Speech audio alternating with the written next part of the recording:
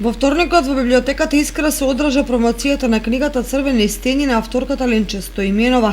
Во книгата Црвени стени вокално-инструментален состав од Оризари од роднокрајната авторка Ленче Стоименова се опишува културно-забавниот живот во Оризари во периодот од 1971 до 1981 година.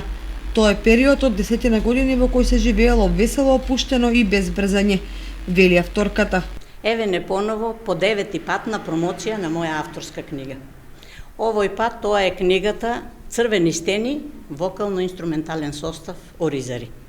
Се започна во есента 1971 година, кога 7 млади дечки, па се уште може да се каже деца, ентузијасти, посакаа да бидат музичари, но тоа беше само желба.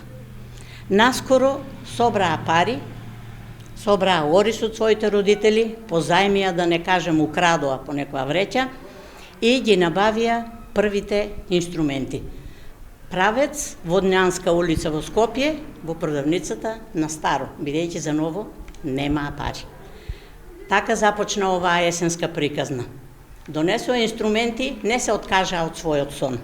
Упорно вежбаа, како што и сами во оваа книга ќе се ги раскажат своите интересни приказни, работеа и ден и ноќ, а се случило една вечер воопшто ни да не спијат дома. Кога родителите разбрале дека нивните деца ги нема, лошо си поминале и со лоши зборови, но пак не се откажале.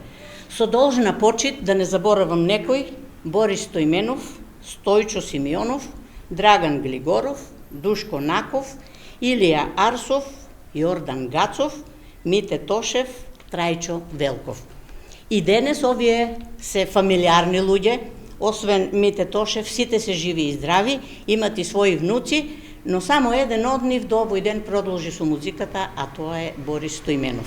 Промоцијата беше дел од планираните настани за одбележување на месецот на книгата, кој ќе трае до 15 ноември.